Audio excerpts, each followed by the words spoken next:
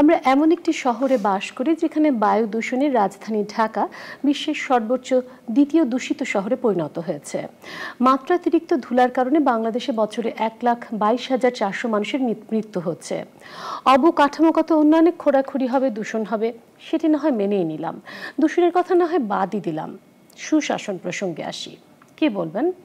সুশাসন প্রতিষ্ঠার অঙ্গীকার, দুর্নীতির বিরুদ্ধে অঙ্গীকার নিয়ে সরকার ক্ষমতায় এসেছে, কিন্তু ঋণ খেলাপিদের হাত থেকে ব্যাংক খাতে আর্থিক শৃঙ্খলা ফিরিয়ে আনা, শিক্ষা, স্বাস্থ্য, সড়ক খাতে চরম নৈরাজ্য দূর করা বা আইন শৃঙ্খলা কঠোর হাতে আদৌ নিয়ন্ত্রণ হচ্ছে কিনা তা নিয়ে প্রশ্ন তুলছেন সমালোচকরা। কারণ এই সরকার উন্নয়নকে তাদের সফলতার প্রধান চাবিকাঠি মনে করে, কিন্তু উন্নয়নের এই অপরিহার্য পূর্ব শর্তগুলো কি মেনে চলা হচ্ছে? সন্ত্রাস, চাঁদাবাজি, মাদক, ধর্ষণ, হুন্ডির বিরুদ্ধে মুখে যতটা বলা হচ্ছে ততটা কি জিরো টলারেন্স দেখা যাচ্ছে? আর কত জাহালাম, আর কত বাদুল ফরাজিদের কারাভোগ করতে হবে? যদিও অনেক ক্ষেত্রে রিপোর্ট গণমাধ্যমে আসার সাথে সাথে কিছু করিতকর্মা অ্যাকশনও আমরা দেখছি, আবার অন্যদিকে হারকিউলিসকেও দেখছি আইন নিজের হাতে তুলে নিয়ে ধর্ষকদের হত্যা। জানেন কি, শুধুমাত্র গত বছরেই বাংলাদেশে মোট 1,251টি ধর্ষণের ঘটনা ঘটেছে। এর মধ্যে গণধর্ষণের শিকার হয়েছে 224 জন নারী এবং শিশু। ধর্ষণের পর হত্যা করা হয়েছে 58 জনকে। সব ক্ষেত্রে নির্যাতিতরা কি আইনের সহায়তা পাচ্ছে? তাহলে সুশাসন প্রতিষ্ঠিত হবে কিভাবে? আইনের প্রয়োগ তো সরকারেরই করার কথা, হচ্ছে কি সব ক্ষেত্রে সুশাসন প্রতিষ্ঠার লক্ষ্যে? দেখছেন জনতন্ত্র গণতন্ত্র, আমি সামিয়া রহমান আপনাদের সাথে আছি। এবং বায়ু দূষণের কথা যেটি বলছিলাম, সেই দূষণের কারণে আসলে গলা নষ্ট হয়ে আছে, যেহেতু ধোয়া ধোলা সব দিকে আছে।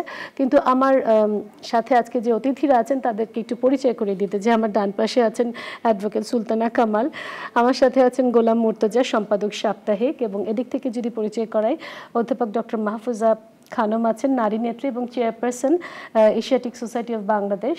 আছেন অধ্যাপক ডক্টর জিনাত হুদা, শিক্ষক, ঢাকা বিশ্ববিদ্যালয়, এবং মেজর অবসরপ্রাপ্ত আখতারুজ্জামান, সাবেক বিএনপি সংসদ সদস্য। আপনাদের প্রত্যেককেই অসংখ্য ধন্যবাদ অনুষ্ঠানে আসার জন্য। যেটি বলছিলাম যে দূষিত শহরে আসলে গলা দূষণ, বায়ু দূষণ, আমাদের মানে শরীর দূষণ সব কিছুই হবে। কিন্তু আমি ফ্লোর আজকে সবার জন্যই ওপেন। আমি একটু বায়াসড বলেই হয়তো আমি একটু আমার প্রিয় মানুষটাকে দিয়ে শুরু করতে যাচ্ছি। সবাই আমার খুবই প্রিয়। যেই আইন শৃঙ্খলা মানে আইনের শাসন প্রতিষ্ঠার কথা বলছিলাম, সে আইনের শাসন কি আসলে আমাদের দেশে প্রতিষ্ঠিত আছে? বিশেষ করে আমি আসলে ওই সূচকের কথা বলতে চাই, জাতিসংঘের যে 8টি উপাদান আছে সুশাসন প্রতিষ্ঠার ক্ষেত্রে, দায়বদ্ধতা বা কার্যকরী দক্ষ প্রশাসন, স্বচ্ছতা, ন্যায় বিচার, জবাবদিহিতা, আইনের শাসনের অনুসারী, অংশগ্রহণমূলক, মতামতের উপর নির্ভরশীলতা, বাংলাদেশে কি এই পরিস্থিতি বিদ্যমান আছে? ধন্যবাদ। আজকে আমরা যে আলোচনায় বসেছি এই বিষয়টা হয়তো বেছেই নিতাম না যদি আমাদের দেশে সুশাসন একটা এমন পর্যায়ে থাকতো যেখানে আমরা বলতে পারতাম যে মোটামুটিভাবে আমরা একটা সুশাসনের কি বলে অভিজ্ঞতা পাই কিংবা সুশাসনের স্বাদ পাই। সেটা পাই না বলেই আজকে তো আমাদেরকে আলোচনায় বসতে হয়েছে। এখন যেই সূচকগুলির উল্লেখ এখানে করা হয়েছে, দায়বদ্ধতার কথা বলা হয়েছে, জবাবদিহি করার কথা বলা হয়েছে, দক্ষতার কথা, এরকম করে যে 8টা সূচকের ব্যাপার আছে, আমরা যদি একটা একটা করে দেখি, কখনো দেখা যাবে হ্যাঁ কিছু কিছু ক্ষেত্রে সেগুলি রয়েছে, কিছু কিছু ক্ষেত্রে সেগুলি নাই। কিন্তু আমরা যখন সেটাকে গড়ে নিয়ে আসবো তখন দেখা যাবে যদি আমরা এইভাবে বিষয়টাকে দেখার চেষ্টা করি কিংবা দেখি, যেটা দেখার কথাই সেটা হলো যে আমাদের ব্যক্তিগত জীবনে এই সুশাসন প্রতিষ্ঠার যে অঙ্গীকার কিংবা সুশাসন প্রতিষ্ঠার যে চেষ্টা রাষ্ট্রের পক্ষ থেকে, সেটা আসলে আমাদের ব্যক্তিগত জীবনে নিরাপত্তা, ব্যক্তিগত জীবনে একটা স্বস্তি, ব্যক্তিগত জীবনে আমাদের এমন কোনো জায়গা আমরা দাঁড়িয়ে আছি কিনা যেখানে ভাবতে পারি যে না, আমি যেই অবস্থাতেই জীবনটা যাপন করি না কেন আমি একটা মোটামুটি মর্যাদাপূর্ণ জীবন যাপন করতে পারছি। সেই জায়গায় হ্যাঁ, সেই প্রশ্নটা আমরা তুলতেই পারি। আমাদের ধারণা, আমরা যারা মানবাধিকার নিয়ে কাজ করি, অধিকাংশ ক্ষেত্রেই সেটা অনুপস্থিত। আপনি মনে করছেন অধিকাংশ ক্ষেত্রে অনুপস্থিত? অধিকাংশ ক্ষেত্রেই সেটা অনুপস্থিত। কারণ এখন সমাজে যেরকম একটা পরিস্থিতি বিরাজ করছে, আচ্ছা আমি ভেবেছিলাম আমার সময় বোধহয় শেষ হয়ে গেছে, সেজন্য থেমে গেছিলাম, তাহলে আরেকটু বলতে পারি। সেটা হলো যে আমরা যে জায়গাটায় বাস করছি সেই জায়গায় দেখা যাচ্ছে যে প্রতিটি মানুষের মনের মধ্যেই কিন্তু একটা দুশ্চিন্তা রয়ে গেছে যে আমি যথেষ্ট স্বাধীনভাবে আমার জীবনটা এখানে যাপন করতে পারি কিনা, আমি যা কথা বলতে চাই সেই কথাগুলি বলতে পারি কিনা, আমি যেইভাবে চলতে চাই আমি সেইভাবে চলতে পারি কিনা, বিশেষ করে নারীদের ক্ষেত্রে সেটা অনেক বেশি প্রশ্নের যে উদ্রেক করে সেই জায়গাটায়।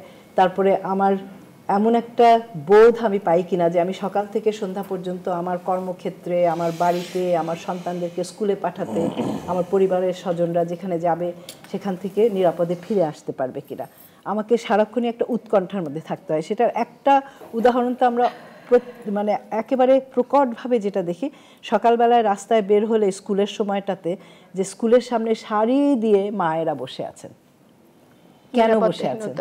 কারণ মারা ভাবছেন যে আমি সন্তানকে স্কুলের ভিতরে পাঠিয়েও কিন্তু বাড়ি চলে যেতে পারি। আচ্ছা, আমি খুব হাস্যকর একটা প্রশ্ন করি। আমি যদি আপনাকে বলি শতাংশের হিসাবে মাত্রা যদি নির্ধারণ করতে বলি, যে বাংলাদেশে যা জাতিসংঘের যে 8টা সূচক আছে সুশাসনের মাত্রা নির্ধারণে, কত শতাংশে আছি আমরা? সেইভাবে যদি শতাংশ জিজ্ঞেস করা হয় সেই উত্তর তো এই মুহূর্তে আমার কাছে নাই, কিন্তু আমরা যে আপনার পারসেপশন আর কি, আমার মনে হয় যে সেটা 70-80% মধ্যেই নাই, সেরকম জায়গায় বোধহয় আমরা রয়েছি।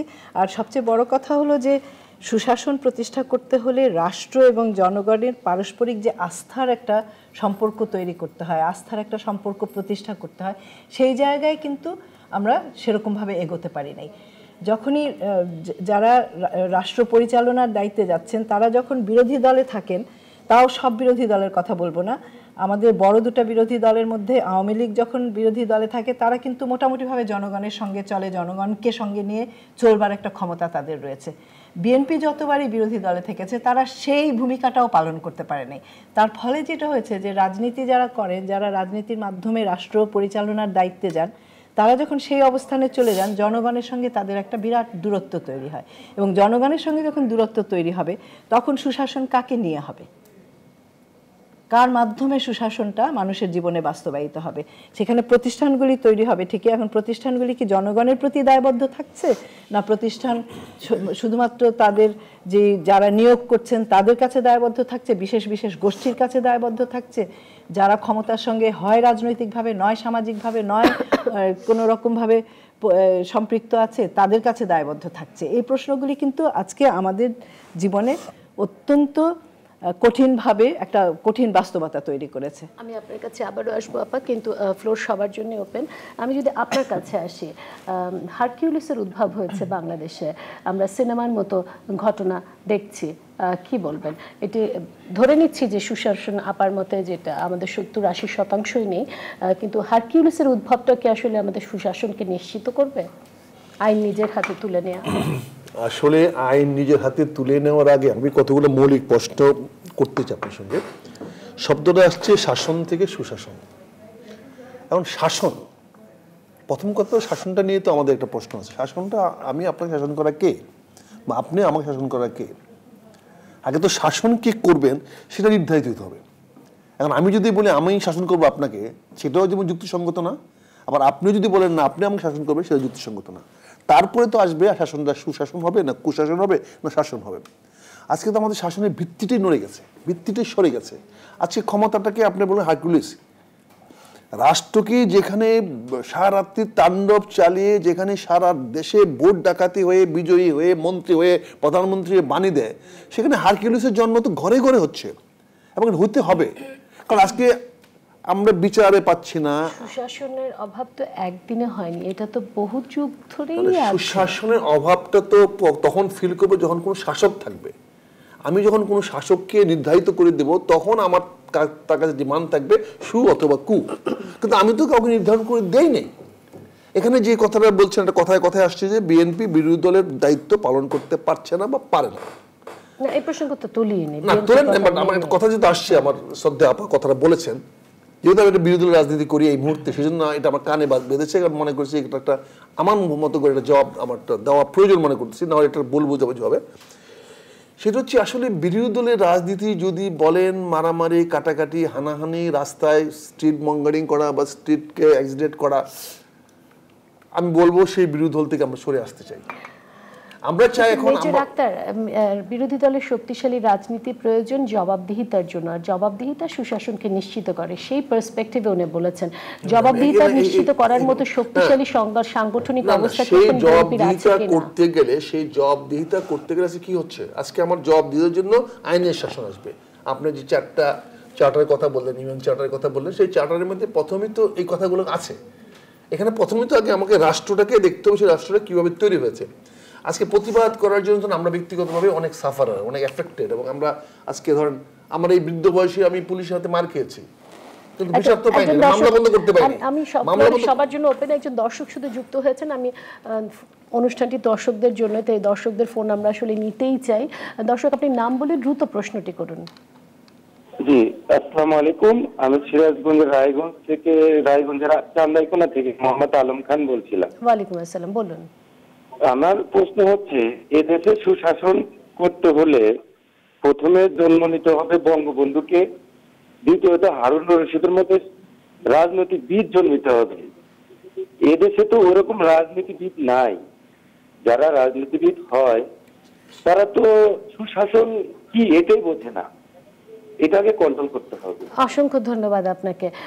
আমি মেজর আক্তারের কথা সূত্র ধরে একটু ডক্টর জিনাত হুদা আপনার কাছেও যেতে চাই। যেটি আপা বললেন যে আসলে 70-80% সুশাসন আমাদের দেশে নেই, তাহলে ধরে নিচ্ছি যে 30%, 100-র মধ্যে যদি 30% হয় সেটা দেশের জন্য আসলে মানে আশঙ্কাজনক। এবং ওনার কথা হচ্ছে যে উনি যেহেতু বিএনপির রাজনীতির সাথে যুক্ত, উনি বিএনপিতে নিয়ে গেছেন যে ওনারা সব আন্দোলন নিয়ে থেকে চলে গেছেন, কিন্তু হারকিউলিসের সুশাসনের অভাব যখনই ঘটবে তখন দেশে হারকিউলিসের মতো ব্যবস্থাও সূত্রপাত ঘটবে। এটি আসলে দেশের জন্য কতটা মঙ্গলজনক? এবং ডক্টর ইফতেখারের টিআইবি ডক্টর ইফতেখারের কথা যদি বলি, উনি বলেছেন যে দুর্নীতি যারা করে তারা আসলে বেশিরভাগই হচ্ছে রাষ্ট্রের ক্ষমতা কাঠামোর মানে গুরুত্বপূর্ণ ব্যক্তি, তাদেরকে আসলে কিভাবে মোকাবেলা করা? ধন্যবাদ সামিয়া। যে বিষয়টি নিয়ে আমরা আজকে কথা বলছি, আমার মনে হয় যে বিষয়টিকে আসলে দুভাবে আমাদের এক্সপ্লেইন করা উচিত। প্রথমত, যে কনসেপশনসগুলো আপনি নিয়ে এসছেন, ক্লাইমেট চেঞ্জ, গুড গভর্নেন্স, এগুলো আসলে অ্যাবসলিউটলি একাডেমিক একটা ডিসকাশনের বিষয়। কারণ কনসেপচুয়ালাইজ যখন আপনি করতে যাবেন তখন কিন্তু আপনি দেখবেন এগুলোর নানা ইন্ডিকেটরস আছে, এগুলোর নানা ডিটারমিন্যান্টস আছে, এবং দেশ সময় কাল ভেদে এগুলো কিন্তু পরিবর্তিত হয়ে থাকে। এই কথাটা এই জন্য বলছি যে এই বিষয়ে কিন্তু আপনি কখনোই স্কলার্সদের ভেতরেই আপনি মতৈক্য পাবেন না। প্রথমত এই বিষয়টা বলা উচিত। তারপরে যেটা আছে যে প্র্যাকটিক্যাল সিচুয়েশন, বাস্তবিক অবস্থা বা প্র্যাগমেটিজম যেটাকে আমরা বলি, সেই জায়গাটায় আমরা কি অবস্থায় দেখতে চাচ্ছি। এখন এই যে ক্লাইমেট চেঞ্জ আপনি যেটা শুরু করলেন, জ্বর, কাশি, ঠান্ডা, ডিবেট কিন্তু নানাবিধ আছে। ক্লাইমেট চেঞ্জ যদি আমরা এইভাবে বলি, আমরা যদি একটু পিছে তাকাই, 20 বছর 10 বছর আগে তাকাই, তখনও কি বন্যা, জল, খরা ছিল না? তখনও কিন্তু ছিল, এবং তখনও রাস্তা খোঁড়াখুড়ি ছিল। আমি একটু শেষ করি। তখনও কিন্তু রাস্তা খোঁড়াখুড়ি ছিল। ঢাকার মশা ভদ্র মশা। আমি যখন স্কুল গার্ল, আমি কিন্তু সেই সময় এই শব্দটা শুনেছি, ঢাকার মশা ভদ্র মশা। অর্থাৎ সময়ের পরিক্রমায় কিন্তু এক একটি বিষয় চলে আসে। সেই সময় বুড়িগঙ্গা হয়তো এইরকমভাবে দূষিত ছিল না। এখন এই জন্য বলছি যে ক্লাইমেট চেঞ্জ যেটা আসলে কতটা বাস্তবিক, কতটা বুঝুয়া কনসেপশন, সে নিয়ে প্রচুর এবং তুমুল ডিবেট বিষয়ে আছে। যেমন ক্লাইমেট চেঞ্জের পেছনে আসলে আমাদের কিছু রাজনীতি আছে, এখানে বৈশ্বিক রাজনীতি আছে, আমি আমাদের নিজস্ব কিছু অবহেলাও আছে, আমাদের বৈশ্বিক রাজনীতি আছে, আমাদের অসচেতনতা আছে, এখানে কনসেপচুয়াল ক্লারিফিকেশনের বিষয় আছে। আমরা যে এখন ধরেন আমরা সবাই বলছি যে আমরা টয়লেট ইউজ করে আমরা হাত ধুবো, এটা আমাদের এখন শেখাতে হচ্ছে। আপনি দেখেন তো এটা তো গ্রামে গঞ্জে সকল সময় আমরা এই প্র্যাকটিসটা দেখেছি, এটা তো ছিল। এবং আপনি যদি আসেন, তুলনা যদি করি, একটু বলতে দিবেন, আমি আসতেছি, আমি ক্লাইমেট চেঞ্জটা করে এসেছি যে আগে যেই পরিমাণ লোকজন এই ধরনের ধনুষ্টঙ্কার বলেন, টিটেনাস বলেন মারা গেছে, সেখান থেকে কিন্তু একটা বিশাল উত্তরণ ঘটেছে। এই কথাটাও আমাদের হোলিস্টিক অ্যাপ্রোচে মনে রাখা দরকার। হ্যাঁ, এটা বলছি। গুড গভর্নেন্স কি বা গভর্নেন্স কি, যেটি নিয়ে আসলে আক্তার ভাই ইতিমধ্যেই ডিবেট তুলেই ফেলেছেন। তিনি বলেছেন শাসন কে কাকে করে। এখন এই বিতর্কে যদি চলে যান, এটি একটি মহা বিতর্ক।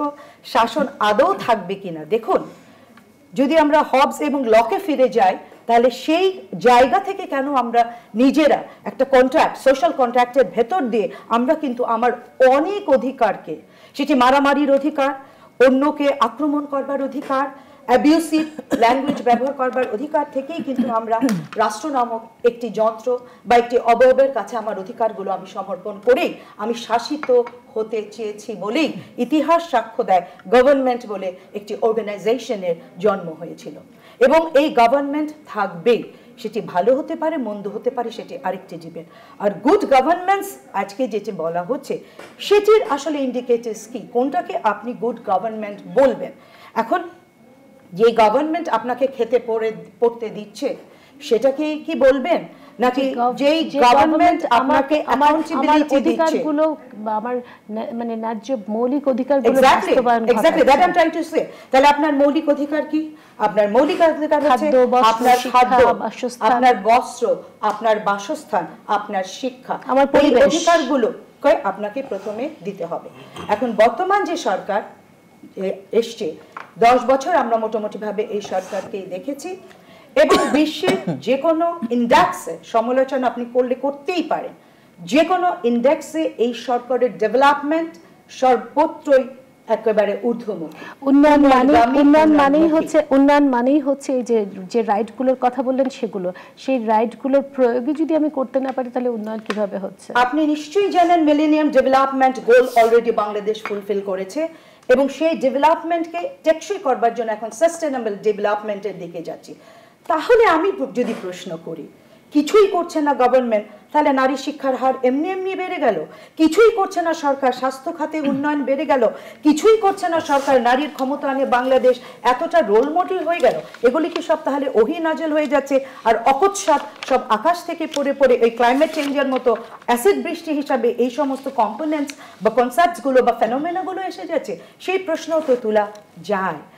আর যেগুলো বলছেন যে মলেস্টেশন বা ধর্ষণ সমাজে বেড়ে যাচ্ছে, অ্যাকাউন্টেবিলিটি, দুর্নীতি বেড়ে যাচ্ছে, আমি আপনার কাছে এই জিনিসগুলো আচ্ছা আপনি যদি সুযোগ দেন।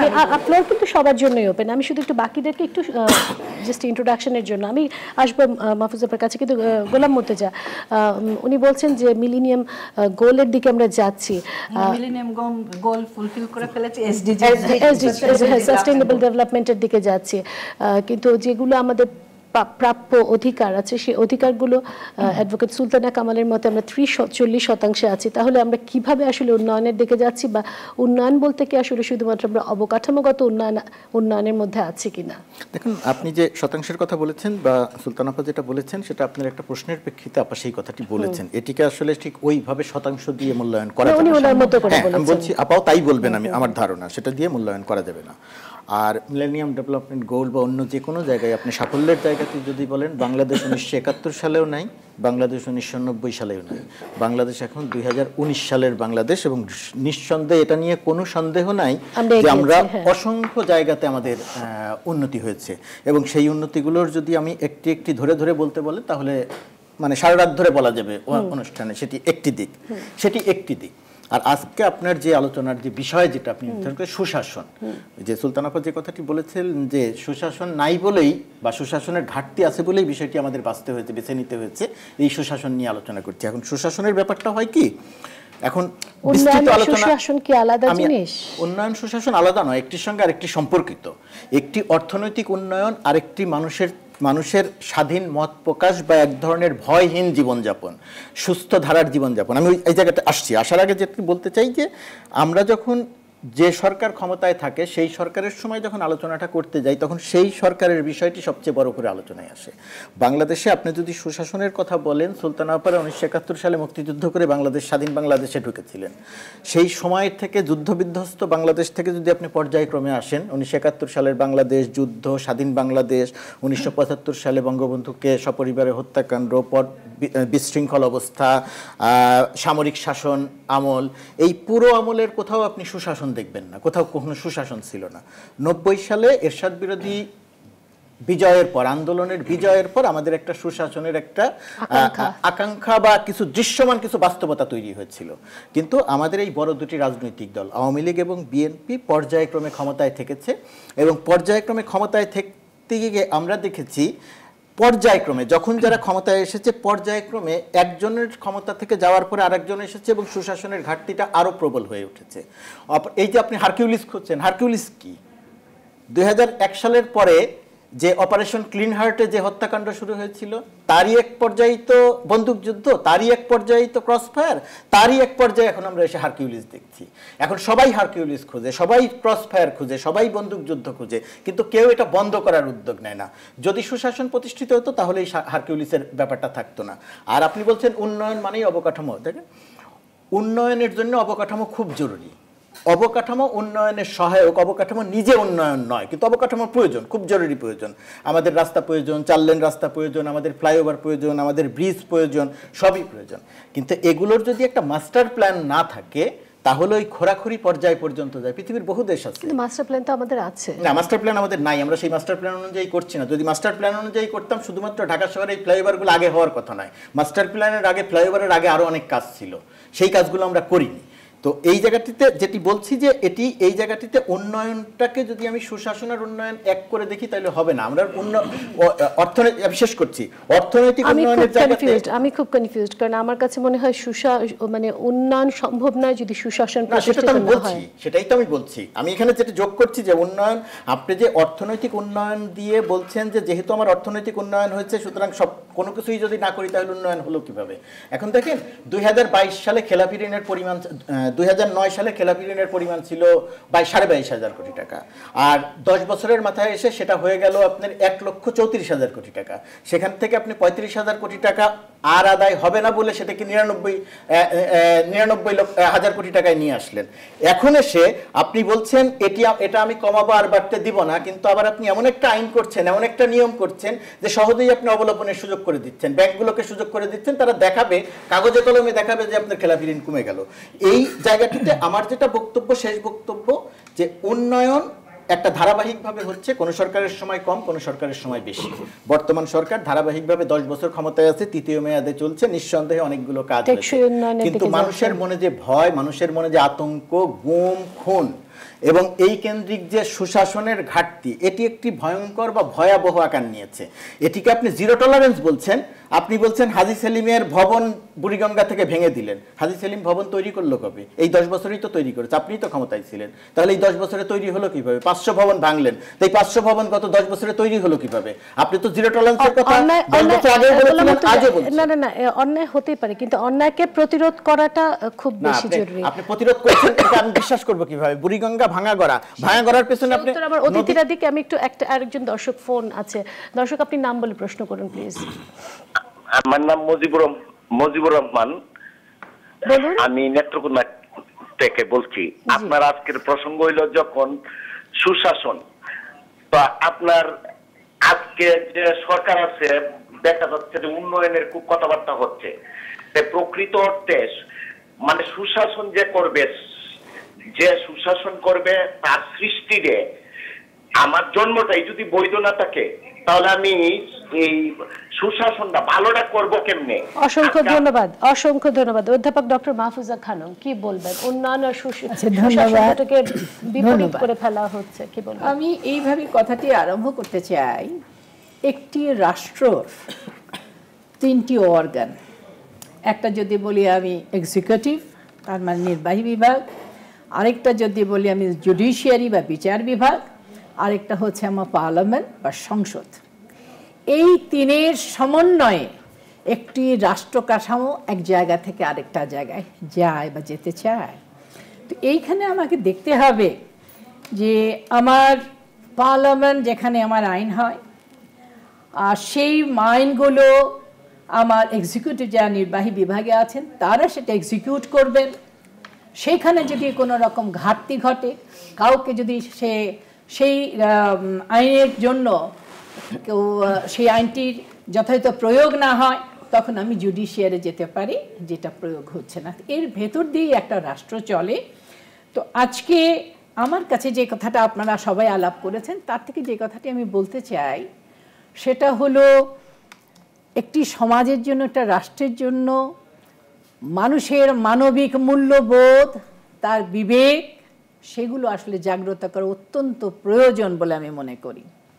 যে জিনিসটি যেটা অনেকের আলোচনার ভেতর দিয়ে চলে এসছে, যে আমাদের অবশ্যই আমি বলবো যে একটা মহান মুক্তিযুদ্ধের ভেতর দিয়ে আমরা একটা বাংলাদেশ লাভ করেছিলাম। এবং কতগুলো মূল্যবোধ নিয়ে আমরা আসলে মুক্তিযুদ্ধ করেছিলাম এবং সেই মূল্যবোধগুলো আমি প্রতিষ্ঠিত করতে চেয়েছিলাম।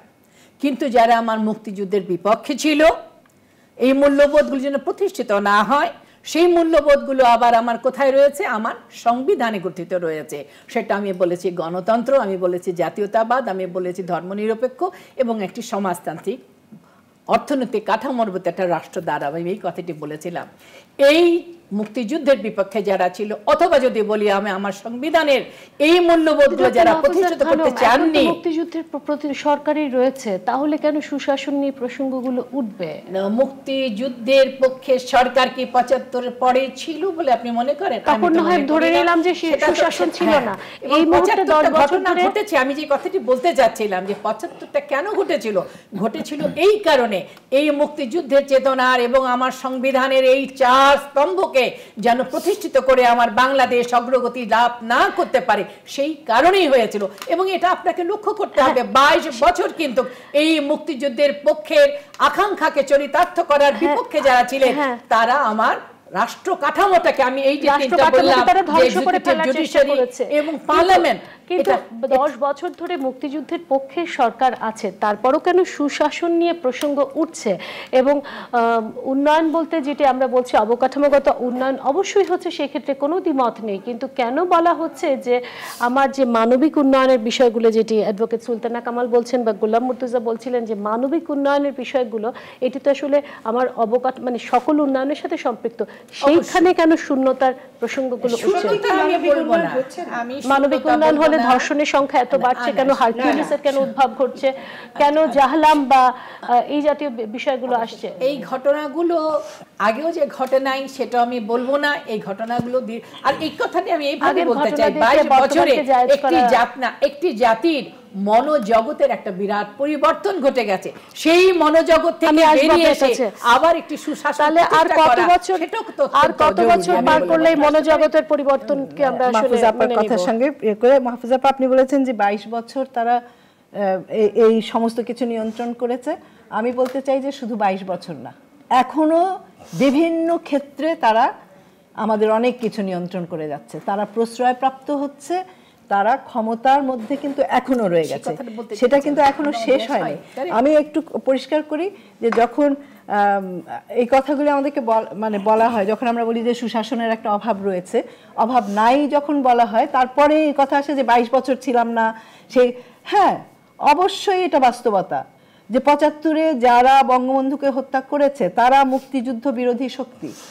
জামাতে ইসলামী যদি নাম ধরেই বলি, তাদেরকে বিএনপি যখন গঠিত হয়েছে, বিএনপি যখন কোনো না কোনো কারণে, যে কথাটা আপনি অত্যন্ত পরিষ্কার ভাষায় বলেছেন যে মনোজগতে যে পরিবর্তন এসেছে, সাংস্কৃতিক একটা পরিবর্তন এসেছে, মানসিক পরিবর্তন মানুষের মধ্যে এসেছে, তাদেরকে ভ্রান্তির মধ্যে নিয়ে যাওয়া হয়েছে, ভুল শিক্ষা দেওয়া হয়েছে।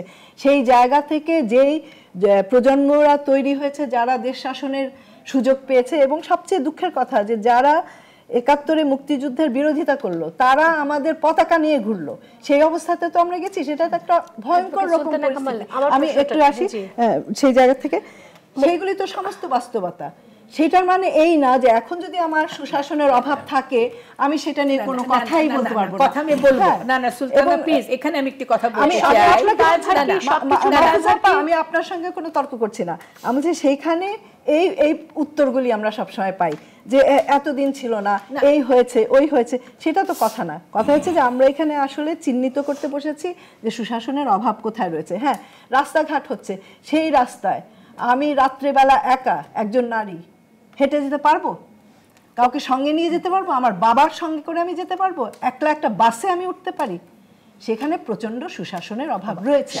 এই যে যেই কথাটা বললাম যে বাচ্চাগুলোকে আমি একটা স্কুলে পাঠাতে পারি না কেন, আমরা তো ছোটবেলায় স্কুলে গেছি, সেই কথা বললে তো হবে না। সেই স্কুলে গেছে, আমাদের মা বাবার তো ভাত টাত খাইয়ে, তোমরাও খুব ভালো জানো আমরা এক পাড়ায় বড় হয়েছি, ভাত টাত খাইয়ে স্কুলে পাঠিয়ে দিয়েছে, আমরা স্কুলে গেছি। এখন কেন মাদের যে সেখানে, এটা কত বড় একটা অপচয়, আমাদের নারী শক্তির কত বড় অপচয় সেখানে। হ্যাঁ, নারীর ক্ষমতায়নে আমরা অনেক উঁচুতে চলে গেছি, আবার একই সঙ্গে একজন নারী একলা রাস্তায় বেরোতে ভয় পাবে কেন? এটা তো সামঞ্জস্য থাকলো না। এটা পাচ্ছে কোথায়? এটা পাচ্ছে কোথায়? বা এই যে মায়েরা যে স্কুলে বসে আছে, এটা কি ছাত্রছাত্রীদের ভয়ের কারণে, না এটা ফ্যাশন হয়ে দাঁড়িয়েছে? না, ফ্যাশন হয়ে দাঁড়িয়েছে। আমরা তো গ্রামে গঞ্জে তো কোটি কোটি ছেলে মেয়েরা গ্রামে গঞ্জে ফ্যাশন, ঢাকা শহরে আপনি থাকবেন এক পাড়ায়, আপনি থাকবেন এক পাড়ায়, পড়াবেন আরেক পাড়ায়। এটা কি পড়ানোর সমাজে তার দোষ? কেন? অবশ্যই তার দোষ। স্কুল নাই দেখে সেটা আপনি আপনার চয়েস মতো স্কুলে যাবেন, সেখানে আপনি স্কুল নাই দেখে আপনি ঢাকা শহরে আপনি ভালো স্কুলের সঙ্গে অন্য বিষয়, সেটা অন্য বিষয়, কিন্তু পুরো ঢাকা শহরে অন্য বিষয়। এখানে আমি একটু বলছিলাম, আবার যে কথাগুলো বলছিলেন, কয়টা কথাতে কথা চলে আসে। না, আমি একটু শেষ করি ওই জায়গায়, যেটা হলো যে হ্যাঁ, আমাদের যে মূল্যবোধের বিষয়গুলি ছিল, মাহফুজাপা তোমাকে আমার এটা বুঝিয়ে বলতে হবে না, তোমার কাছ থেকে অনেক কিছু আমরা শিখেছি। সেটা হলো যে আমাদের মূল কথাটাই ছিল সাম্য, সামাজিক মানবিক মর্যাদা এবং সামাজিক ন্যায় বিচার। সেই জায়গা, সেই মাপকাঠিতে আমাদের চিন্তা করতে হবে যে জনগোষ্ঠীর কতজন সাম্যর মধ্যে রয়েছে, কতজন মানবিক মর্যাদার মধ্যে বাস করে, যা বলে যে হ্যাঁ আমি একটা মর্যাদাপূর্ণ জীবনযাপন করতে পারছি, কতজন ভাবতে পারে যে আমার উপরে যদি কোনো একটা অন্যায় হয় আমি ন্যায় বিচারের প্রত্যাশাই করতে পারি। কিন্তু আমি যেটা প্রশ্নটা করেছিলাম যে 22 বছর বা 21 বছর যেটাই বলি না কেন, যে আমরা অন্ধকারে ছিল বা মুক্তিযুদ্ধের বিরোধী শক্তি ছিল বলে কি এখনকার সকল সুশাসনের দায়ভার মানে আমি এখানে একটা সুনির্দিষ্ট একটা ঘটনা বলি আপনাকে, একটা ইন্ডিকেটর দেন সুশাসন থাকা না থাকা বোঝা যাওয়ার ক্ষেত্রে। একটা হলো বায়বীয় আলোচনা, আর একটা হলো সুনির্দিষ্ট আলোচনা। আপনি স্বাস্থ্য শিক্ষা খাতের কথা বলেন, স্বাস্থ্য খাতের আমি একটা উদাহরণ দিই, 11টি খাত চিহ্নিত শুধু স্বাস্থ্য খাতের একটি উদাহরণ দিয়ে বলি। গণমাধ্যম সহ সুনির্দিষ্ট করে স্বাস্থ্য খাতের বড় বড় অনিয়মগুলো চিহ্নিত করলো। 2 কোটি টাকা যে মেশিনটির দাম, সেটি 9 কোটি টাকা দিয়ে কেনা হয়, ঠিকাদার ঠিক করে দেয় কোন হাসপাতালে কি মেশিন কেনা হবে, এটা দুর্নীতি। রিপোর্ট বের হলো যে 23 জন কর্মকর্তা যে এরা অনিয়ম দুর্নীতিগুলো করে। এখন সুশাসন থাকা না থাকার ইন্ডিকেটরটা কি? যদি ওই 23 জন কর্মকর্তাকে অনুসন্ধান করে ব্যবস্থা নেওয়া হতো, তাহলে বলা হতো যে হ্যাঁ এই জায়গাটিতে একটা সুশাসন দেখলাম। কিন্তু আমরা কি দেখলাম? আমরা দেখলাম ওই 23 জন কর্মকর্তাকে ঢাকার বাইরে বিভিন্ন জায়গায় বদলি করে দেওয়া হলো। এই যে ইন্ডিকেটর, একটা ইন্ডিকেটর, এটা সব জায়গার চিত্র এরকম, পুলিশে এরকম, শিক্ষায় এরকম, সবগুলো জায়গায় এরকম। তো এইটাই যদি আপনি নিয়ম বা নীতি করে ফেলেন, তাহলে সুশাসন না থাকাটা দৃশ্যমান হয়। তাহলে কি সুশাসন আছে কেন নাই? সুশাসন ডেফিনেটলি নাই। সুশাসন যদি থাকতো তাহলে 23 জন কর্মকর্তার সেই 23 জন কর্মকর্তার বিচার হচ্ছে। তাহলে আপনি তো সেই সুশাসন নাই, সেটার জন্য কি সেই যে আমরা যেটা আবার নিয়ে আসেন বঙ্গবন্ধু হত্যা, আমি যতটুকু জানি বঙ্গবন্ধু হত্যার সময় বিএনপি জন্ম হয় নাই, কোন রাজাকার আসে নাই, এটা কমপ্লিটলি আওয়ামী লীগের ইন্টারনাল কনফ্লিক্ট এবং আওয়ামী লীগ নেতারা মেরেছে। আক্তার ভাই, এটা একটা ধারাবাহিকতা আছে। আমি শেষ করি আমার বক্তব্য। কিন্তু হত্যাকাণ্ড ঘটে যাওয়ার পরে তো জামাত প্রতিষ্ঠিত হয়েছে, জামাত তো তখনও আসে না। আমি আমার বক্তব্যটা 1 মিনিটের মধ্যে শেষ করছি, তারপর বলেন। এই যে আপনি যেটার কথা বলছেন, আমিও শুরুতে বলেছিলাম যে এর একটা ধারাবাহিকতা আছে। আমাদের মনন জগৎ বলেন আর যাই বলেন, ধারাবাহিকতা আছে। কিন্তু সেই ধারাবাহিকতার অর্থ এই নয় যে এখন যে বৃষ্টি করার জন্য 10,000 কোটি টাকা খরচ হওয়ার কথা, সেই বৃষ্টি করার জন্য 50,000 কোটি টাকা খরচ হবে। সেটার জন্য কি রাজাকাররা দেয়? ধারাবাহিকতা আছে এর অর্থ সেটা কি? না, আমি সেটা বলছি না, আমার কথা শেষ হোক, তারপর আপনি কথা বলেন। এখন 300 কোটি টাকা দিয়ে যে কাজ করা যায়, সেই কাজ যখন 1,500 কোটি টাকা খরচ হয়, কে দিবে? যারা ক্ষমতা আছে তারা দিবেন। একটু আসতে চাই, সুশাসন যদি থাকতো তাহলে এই কাজগুলো হতো না। আচ্ছা ভাই, একটু আমি বলি, আমি একটু দর্শক ফোনটা নিয়ে নিই, দর্শক ফোনটা কেটে যাবে। আপনি নাম বলে প্রশ্ন করুন। আমার নাম খোরশেদ আলম, আমি গাজীপুর থেকে বলছি। হ্যাঁ জি বলুন। আপনারা গোলাম মুর্তজা সাহেবের কাছে আমার প্রশ্ন, উনি বলতেছেন যে মত প্রকাশের স্বাধীনতা হচ্ছে সুশাসন। তো যদি মত প্রকাশের স্বাধীনতা বাংলাদেশে না থাকে, আপনারা এত চিল্লাচিল্লি কিভাবে করতেছেন? ধন্যবাদ। আপনারা এত চিৎকার করছেন কেমন করে? যদি আমি একটু বলি, বাংলাদেশে যদি মত প্রকাশের স্বাধীনতা নেই বলছেন, তাহলে আমরা কথা বলছি কি করে? আমি একটু বলি, যেভাবে আপনারা পুরো আসলে ছড়িয়ে ছিটিয়ে গেছে। প্রথমত আমি মনে করি না যে উন্নয়নের সাথে মানবিক উন্নয়ন বা সুশাসনের কোনো বিতর্ক আছে। এটা একটা সিভিল সোসাইটি মিথ, এটা একটা একাডেমিক ডিসকাশন। উন্নয়ন তখনই হবে, হ্যাঁ আমি বলছি, আমি মনে করি এটা একটা মিডল ক্লাস সোসাইটি বা সিভিল সোসাইটির মিথ। কখনো কখনো আপনি একাডেমিক ডিবেট, কিন্তু যদি আপনি অ্যাট দ্য এন্ড দেখেন, তাহলে উন্নয়নের সাথে গুড গভর্নমেন্স ওতপ্রোতভাবে জড়িত। এটি হচ্ছে কথা। যদিও এটা নিয়ে আবারও বলছি কনসেপচুয়ালি ডিবেট আছে, সেটাকে আমি অস্বীকারও করছি না। কারণ একটা উন্নয়ন আসতে পারে না, কখনোই উন্নয়ন আসতে পারে না যদি দেশে আপনার একটি ধারাবাহিকতা না থাকে, সেটি সরকারের হোক গণতন্ত্রের হোক। আবার গণতন্ত্রের প্রোডাক্টটা কি? আপনি কেন গণতন্ত্র চান? আপনি গণতন্ত্র চান কিন্তু উন্নয়নের জন্য। সেই উন্নয়নটা মানবিক উন্নয়ন, সেই উন্নয়নটা কথা বলবার স্বাধীনতা, সেই উন্নয়নটা দুর্নীতি কমানোর আকাঙ্ক্ষা ইত্যাদি থেকেই আসলে আমরা এইগুলো আসি। এগুলো আসলে একটার সাথে একটা ওতপ্রোতভাবে রিলেটেড। এখন যে কথাটি বলা হচ্ছে, স্বীকার করে নিচ্ছে অনেকেই যে ডেভেলপমেন্ট হয়েছে কিন্তু মানবিক উন্নয়ন হয়নি, এটি নিয়েও কিন্তু ডিবেট আছে। মানবিক উন্নয়ন হয়নি, মানবিক উন্নয়ন বলতে কি বোঝাচ্ছে? আমি মানবিক উন্নয়নের প্রসঙ্গটা আসি, একটা বিরতি নিয়ে আসি। সার্কভুক্ত কান্ট্রিজ গুলোতে এখন বাংলাদেশ 1 নম্বরে জেন্ডার যে বৈষম্য আছে সেটি দূরীকরণের ভেতর দিয়ে।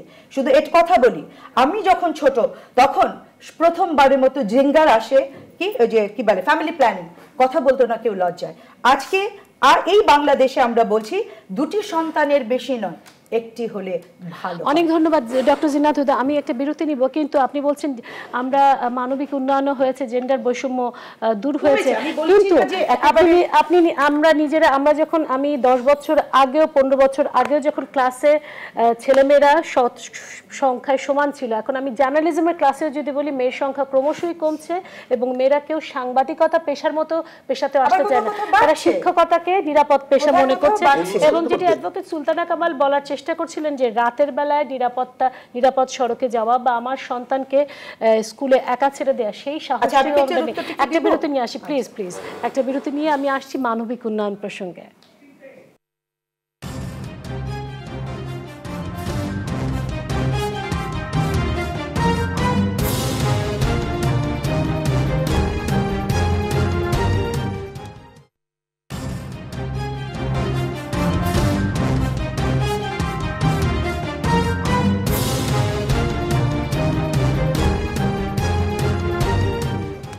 দর্শক দেখছেন গণতন্ত্র, সামিয়া রহমান সাথে আছে, অনুষ্ঠানের শেষ প্রান্তে আছে এবং আসলে বিরতির সময় আলোচনাটা সবচেয়ে বেশি ভালো জমে কিন্তু উন্নয়ন এবং মানবিক উন্নয়ন প্রসঙ্গে কথা হচ্ছিল। অ্যাডভোকেট সুলতানা কামাল, ফ্লোর কিন্তু সবার জন্য। আমি কিন্তু নিজের কথা না বলে অন্যের কথাই বলি। সেটা হলো যে এইবার যখন এই সরকার ক্ষমতায় এলেন 30শে ডিসেম্বরের নির্বাচনের পরে, প্রত্যেকে মাননীয় প্রধানমন্ত্রী থেকে শুরু করে তাদের অনেক গুরুত্বপূর্ণ মন্ত্রী যাদেরকেই মিডিয়া তাদের মতামত জানতে চেয়েছে, অধিকাংশ ব্যক্তিরা কিন্তু বলেছেন যে তাদের কাছে সবচেয়ে বড় চ্যালেঞ্জ সামনে হচ্ছে সুশাসন, যদি আমি ভুল না শুনে থাকি। তার মানে সুশাসনের অভাবটা তারাও প্রধানমন্ত্রী নিজেও এই ক্ষেত্রে বলেছেন, বলেছেন। কাজে এটা আমাদের কথা না, আমরা যেটা নিয়ে যে কথাটা এসেছিল দর্শকের কাছে চিল্লাচিল্লি, আমরা চিল্লাচিল্লি একা করছি না, এটা চিল্লাচিল্লির ব্যাপারই দাঁড়িয়ে গেছে।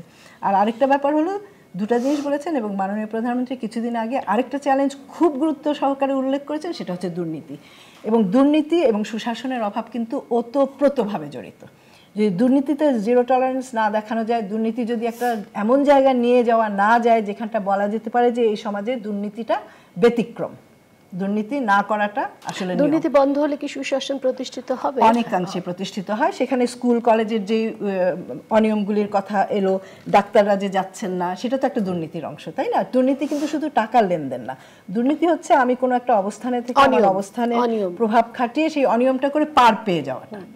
তো সেই পার পেয়ে যাওয়াটা যদি বন্ধ হয়ে যায়, জাহালমের কথা যেটা এসেছে, ফারাজির কথা যেগুলি এসেছে, এই ধরনের বিষয়গুলি আর ঘটবে না। তখন কিন্তু আমরা আস্তে বিরোধী দলের অভাব যেটি বা সকলে বলছে খুবই গুরুত্বপূর্ণ, জবাবদিহিতার কারণে খুবই গুরুত্বপূর্ণ। এখানে আমি বঙ্গবন্ধুর যে অসমাপ্ত আত্মজীবনী, সেটার থেকে একটুখানি বলতে চাই। আমি সেটার উপরে একটু পড়াশোনা করতে হচ্ছিল একটা গবেষণার জন্য। সেখানে তিনি একটা জায়গায় বলেছেন, তখন পাকিস্তান সংসদের কথা তিনি বলছেন যে এরা যে বিরোধী দলকে কোনো জায়গা দিতে চায় না, বিরোধী দলকে জায়গা না দেওয়াটা মস্ত বড় একটা ভুল, একদম আত্মহত্যার শামিল, গণতন্ত্রকে মেরে ফেলার শামিল।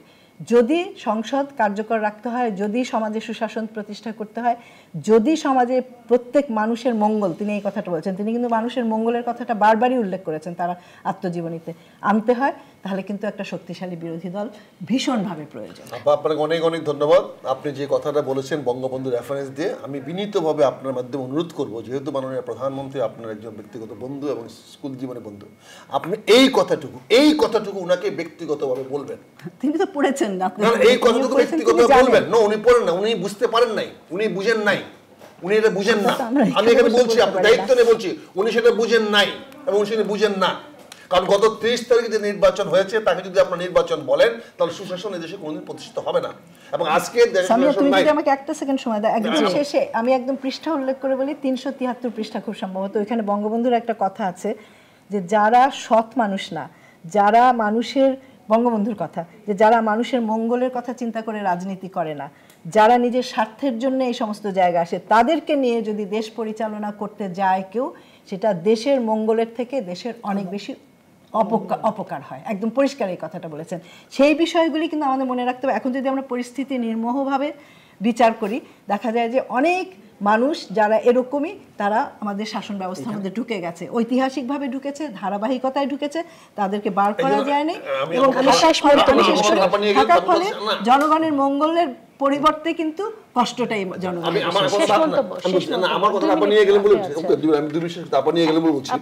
আমি আবারও বলছি, বিনীত বলছি আপাকে, যে কথাগুলো বললেন প্রথমে পরবর্তী আবার এড করলেন, যেহেতু মাননীয় প্রধানমন্ত্রী আমাদের বক্তব্য শুনবে না, আর যাদের মাধ্যমে শুনবে তারা ওই অংশ, যে অংশ কথা আপনি সাবধান করেছেন, যারা দেশে অমঙ্গলের জন্য কাজ করে, আমি দয়া করে অনুরোধ করবো আজকের এই অনুষ্ঠানের মাধ্যমে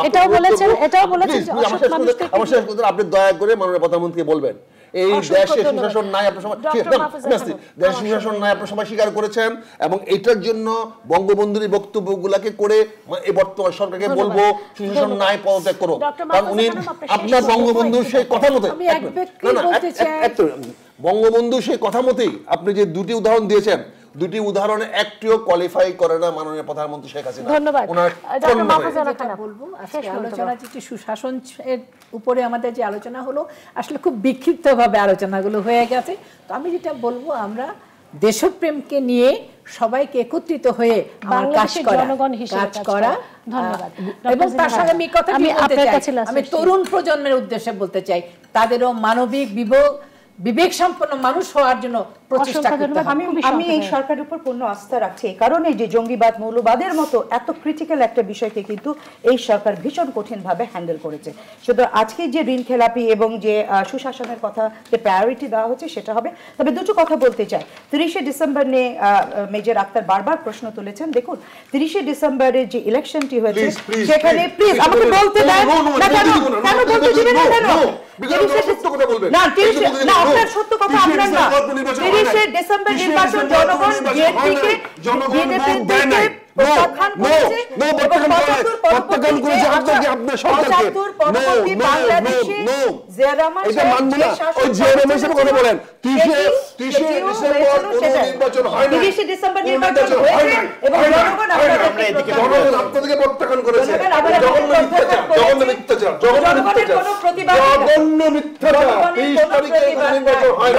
কোন প্রতিবাদ নাই।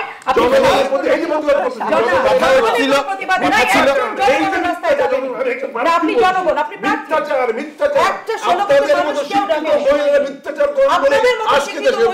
this is derogatory. This is my language. Don't say all this is abusive. No, you shouldn't say.